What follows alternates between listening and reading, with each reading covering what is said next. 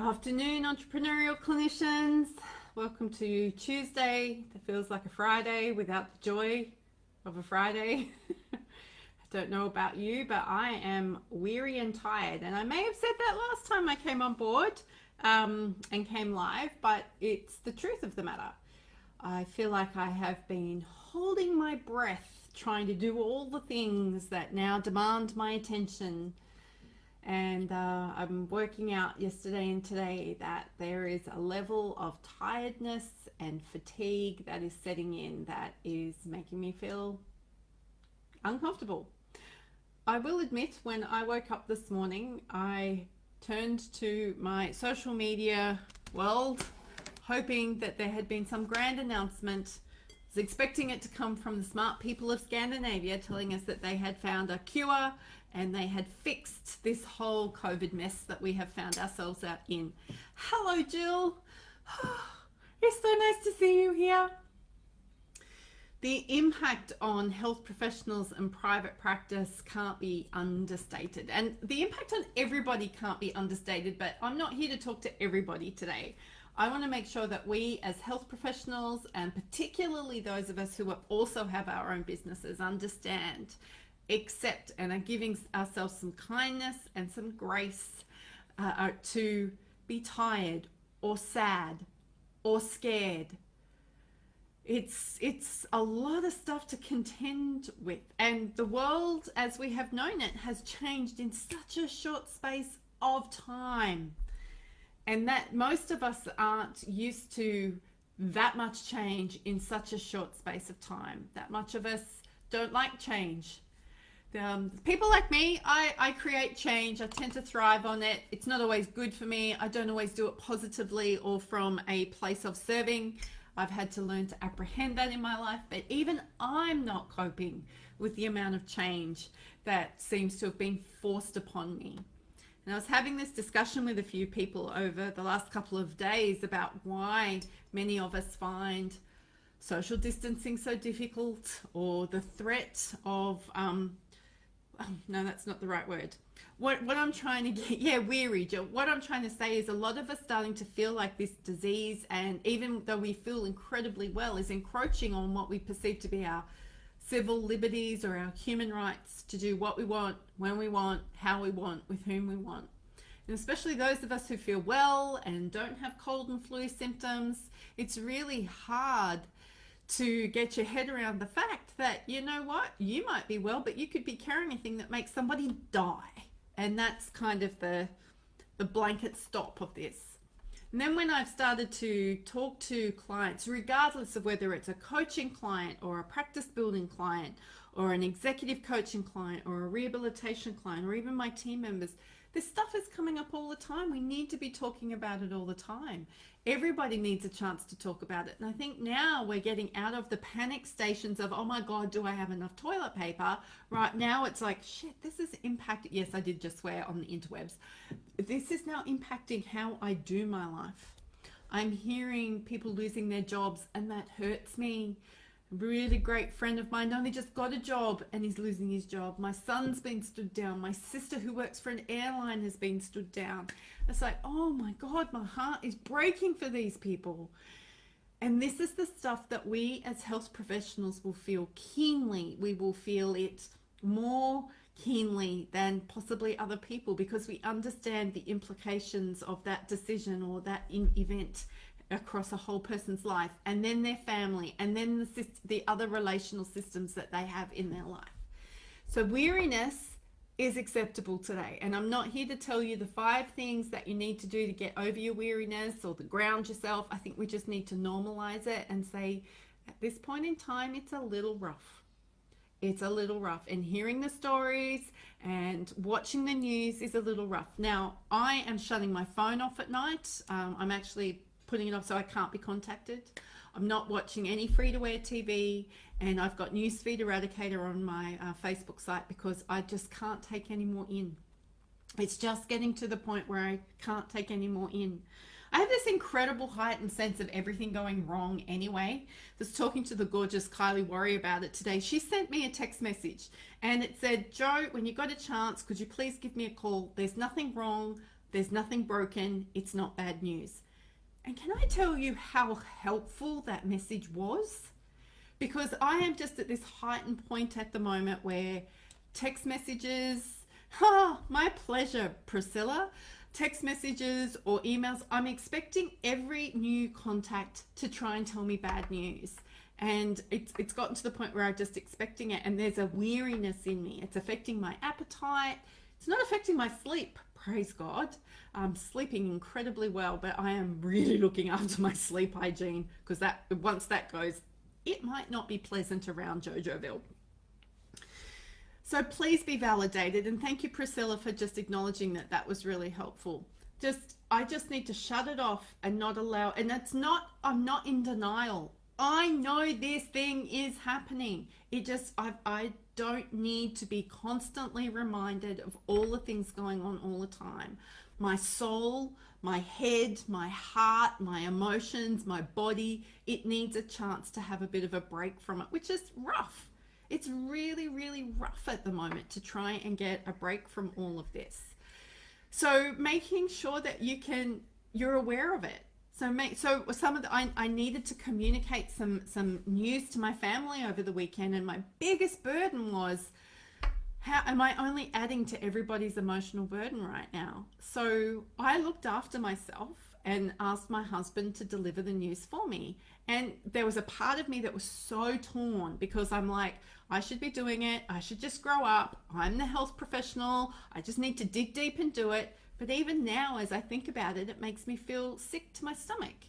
So the healthy thing for me, the looking after me thing, was to say, honey, husband, could you please do this thing for me so I can have a bit of a break? Because I just can't handle any more people's emotional reactions to things right now, which he did, and it was great. And I am very proud of myself for actually having to do that. Oh, thank you, Beck. Distance, that's a great. Distance does not mean denial. No, it does not. That's a really great phrase.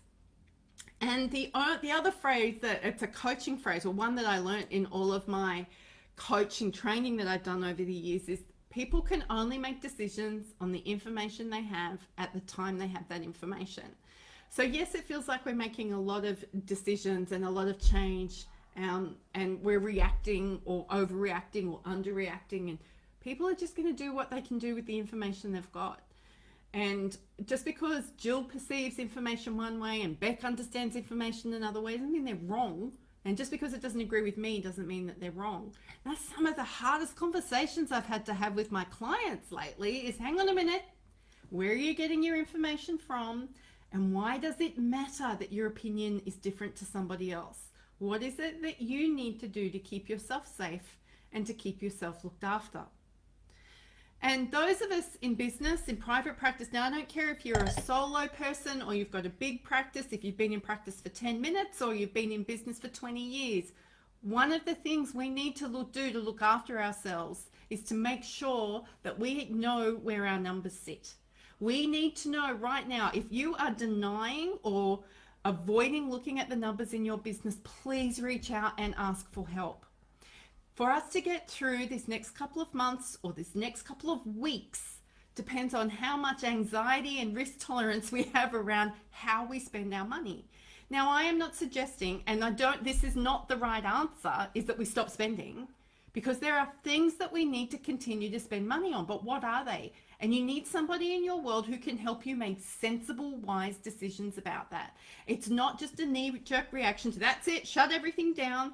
I know people who are renegotiating rent, smart. I know people who have just taken on new leases who are renegotiating rent, really smart. Renegotiating with your telcos, taking advantage of whatever the telcos want to give us. Understanding what the government is saying in its stimulus packages. I spoke to my accountant today. I've been speaking to my bookkeeper every second day because I need to understand. It's all well and good that they throw these words out and say this, that, and the other thing, but what does that mean for me right now? So I am very confident over the next 3 months. Now, I'm not going to be going on a spending spree. I've actually just put some PR activities on hold that I was really looking forward to engaging in. but I don't think it's the right time for me.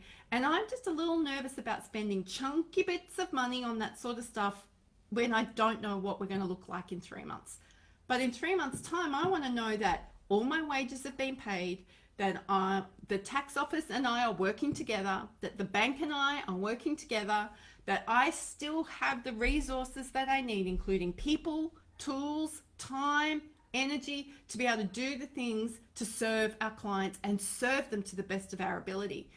If any of you remember your bootstrapping days when it was just you, your car, your phone, and a notepad, I don't want us to have to go back to that. I don't, that would be, I could do it. We could all do it, but you know what? Do we have to? And for some of us, we might, and that's okay. You will get through.